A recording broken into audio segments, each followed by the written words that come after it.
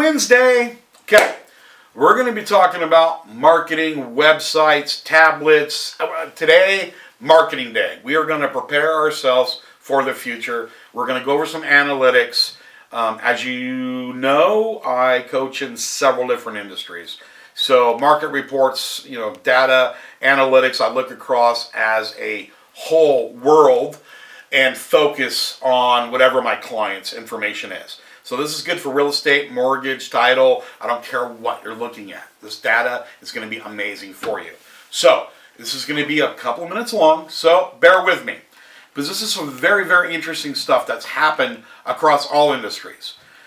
So there was a questionnaire that went out to consumers as a whole, and they said, well, what device do you spend the most amount of time on to browse the internet? And we have officially broke the number. 48% said mobile devices, 43% said computers and laptops, and 9% said tablets. We have now hit that official number of 48% being the highest number out of all three categories, being the mobile phone. Make sure when we are marketing our websites, everything else, that you are looking at your mobile-friendly version. Make sure that our data information, our call to actions are above the fold. That when it is condensed, we're looking at the mobile versions of it, that our call to actions are there. They don't have to swipe up 38 times to figure out what you're doing. Okay? Also, Google, if your site's not mobile friendly, you're a dinosaur, it's gone. You're not going to be in mobile searches. Next, when do you find yourself using your mobile phone? Okay? Before I go to sleep, 67%. Right after I wake up, 54%. In the bathroom, 36%. People, 36%. Now I'm going to tell you, age groups 18 to 24, 56% of you are browsing while you're in the restroom. And then 25 to 34-year-olds, 49% of you. Now the 55 plus guys, we're holding in there at 16%. All right. Next, they did a survey on the difference between thoroughly reviewing and skimming. And this is kind of interesting because most companies don't do this.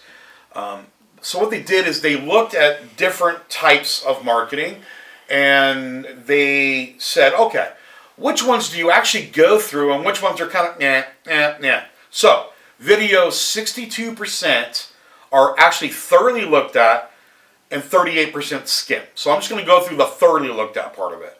News articles, 61%. Multimedia articles are still at 57%. Okay? Now, I'm going to follow that up with social media posts at 56%. Now I'm going to go from the bottom. The least is podcasts. 22%. Online long form content, 25%, and blogs are at 27%. Most of them are getting skimmed by. Infographics are still at 28%. So multimedia articles is where you're going to need to focus if you're going to do infographics. Make sure we are giving more content to be able to get more views. So in general, what content types do you want to see in the future? So we're talking about in the future. Videos, we're still number one. Number two were news articles. Number three were social media posts. Again, at the bottom, blogs, podcasts, online long forms. Now, it's interesting because number 4 and 5 were social photos and research reports. So they're still in the 30 range. So when we are building our websites, we still got to put some articles, analytics on it, social posts. We got to have some social photos and some research data. Remember, research is not by you. It's got to be given by some kind of company that has research. If you're going to use Wall Street Journal, World Trends, Inman, Risk Media, any of those kind of things, use somebody besides you. If you're going to use your data, back it up by somebody else's, right? So again, I use data from HubSpot. I use data from Forbes. Most of you know I'm an author for Forbes and part of their coaching and real estate forum. So I get a lot of my data from a lot of different companies. So in general, what content types do you want to see in the future? Now what they did is they broke this down by age. The younger consumers strongly prefer videos. The younger consumers want more social content And when they say older, they're talking 45 plus. Sorry, guys. We prefer emails. We are still at the 30+% prefer emails in the future. So think about that in your marketing. Now, they did a brand. They went to the consumers and they said, let's talk about brands. And this is where I want to focus you and your company on. All right? And they gave them 3 choices. They said, what type of content posted by a brand, not a person, what was most memorable to you? And they talked about branded video content, photo content, or written content. Video content was at 43%. Written content was at 18%. That's a big difference, people. Photo was right in the middle of it.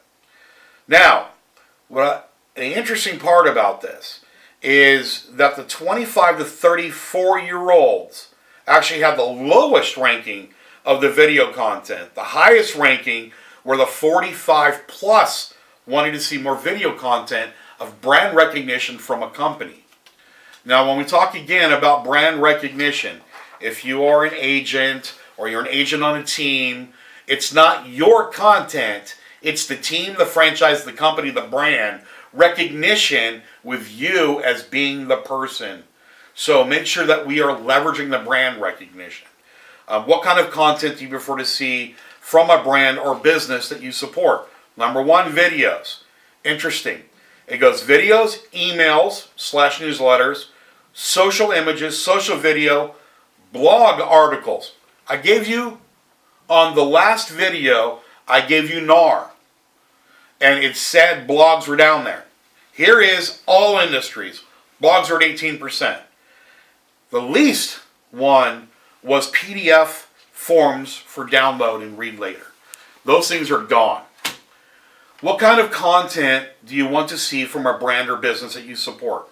Again, consistent videos, all age groups. There is a future decline in email.